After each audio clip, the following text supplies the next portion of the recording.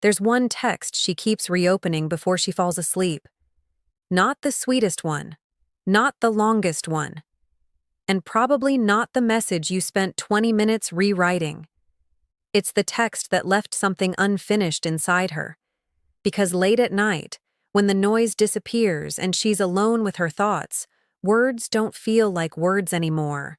They become memories, possibilities, emotional evidence. She opens the conversation, scrolls upward, and finds that one message again. Maybe you said, "You looked happy tonight." Simple, almost harmless. But she noticed what you didn't say. You didn't tell her she looked beautiful. You didn't ask who she was with. You didn't explain why you were watching closely enough to notice her mood. And that ambiguity begins working on her mind. Was it admiration, jealousy, distance, or were you quietly saying, "I can see through you"? That is why certain messages hit differently before bed. During the day, she can distract herself. She can work, laugh, reply casually, and pretend your words meant nothing. But at night, the brain starts completing unfinished emotional patterns.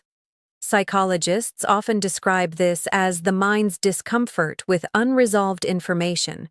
When something feels incomplete, your attention keeps returning to it, searching for an answer, and attraction feeds on that uncertainty. A predictable text gives her comfort. An unfinished text gives her obsession. Imagine this. She sends you a photo before going out. You don't shower her with compliments. Hours later, you reply, "That expression tells me more than the outfit." Now she has questions. What expression? What did you notice? Did you see nervousness, confidence, sadness, desire? She may respond with a laughing emoji and act unbothered. But before bed, she opens that message again because it made her feel seen without fully explaining what you saw. That is the difference. The message she remembers is rarely the one that praises her surface. It's the one that touches an emotion she thought she had hidden. But there's a dangerous line here. Mystery can create desire, but emotional confusion can also create distance. If your text feels calculated, cold, or manipulative, she won't become more attracted. She'll become guarded. The most powerful message is not vague for the sake of being vague. It carries emotional weight while leaving just enough space for her imagination to enter. And there is one specific type of text that women reopen more than compliments, flirting, or even, "I miss you." Because it doesn't chase her, it changes the way she sees herself. The text she reopens is the one that names something she secretly wants to believe about herself. Maybe you write, "You act like nothing affects you, but I don't think that's true." That sentence doesn't compliment her beauty. It challenges her identity. And that is far more powerful. Because most people only respond to what she shows them. They see the confidence, the sarcasm, the independence, the perfectly controlled replies. But this message suggests you noticed the person behind the performance. Now she has to ask herself, what gave me away? How much does he understand? And why does part of me want him to understand more?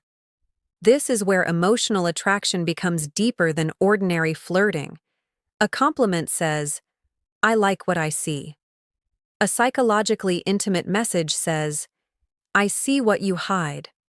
The first makes her smile. The second follows her into the silence. Think about a woman who has spent years being called strong. Everyone admires how independent she is. Everyone assumes she doesn't need reassurance, attention, or emotional safety. Then someone texts her, "You're good at making people think you never need anyone." She reads it once and gives a playful response. "Maybe I don't."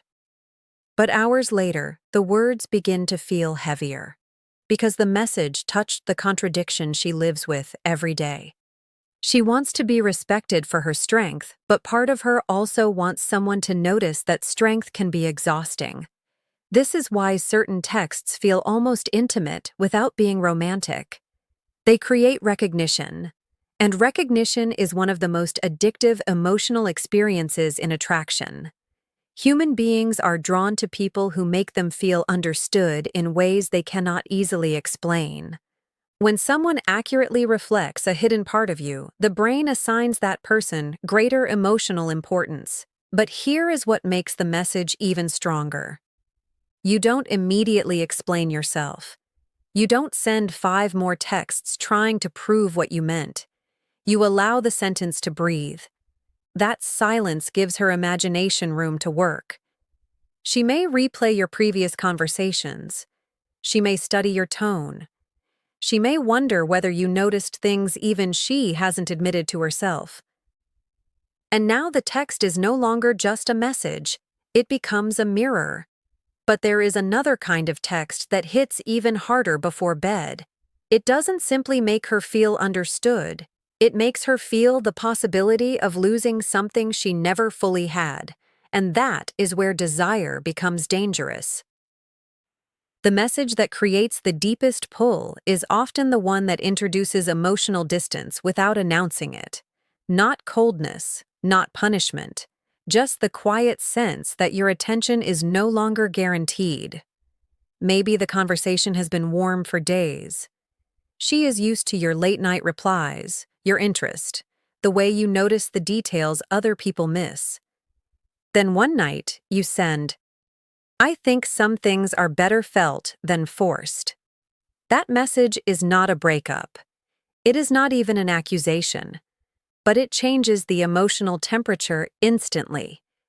She reads it again because it suggests you have reached a conclusion she has not been invited into. What things? What feels forced? Are you pulling away? Did she miss a moment when your feelings changed? This is where the fear of losing potential becomes more intense than losing something real. Because the mind is unusually sensitive to unfinished possibilities, people often grieve imagined futures before they grieve actual relationships. They become attached not only to what happened, but to what could have happened. That is why a simple message can suddenly feel heavy at midnight. During the day, she may tell herself she doesn't care. She may wait hours before replying. She may even leave you on read to regain control. But at night, the performance becomes harder to maintain. She reopens the text because she is searching for proof that the door is still open. Imagine she has been giving mixed signals. She gets close, then disappears. She enjoys your attention, but avoids emotional honesty. Instead of arguing, you write, "I like you, but I'm not interested in convincing someone to choose me." That sentence hits differently because it contains desire and self-respect at the same time. You are not pretending you feel nothing. You are showing that your feelings have boundaries. And boundaries make attention feel valuable. What is endlessly available is easy to postpone. What may disappear forces a decision. But this only works when it is real. If you threaten to leave simply to provoke anxiety, the message becomes manipulation. She may react, but reaction is not connection. The most unforgettable texts are grounded in truth. They communicate that you care, but you will not abandon yourself to keep someone interested. That creates a psychological tension she cannot easily dismiss. She feels wanted, but not chased. Seen, but not controlled. Close to you, but no longer certain she can take your presence for granted. And there is one final reason she reopens your message before sleep. It is not because the text made her afraid of losing you. It is because, for one dangerous second, it made her imagine what being truly chosen by you would feel like. The message she reopens before bed is the one that lets her briefly experience a future with you. Not through promises, not through desperate declarations, through one emotionally precise sentence. Maybe you write, "I think the version of you that feels safest is the one almost nobody gets to meet." Now the message becomes more than attraction. It becomes an invitation, because every person has a private version of themselves they protect from the world, the softer version, the playful version, the one that wants to trust without calculating the risk. When your words reach that hidden identity, she doesn't only think about you, she imagines who she could become around you. That is why the text hits differently at night. Night removes the audience.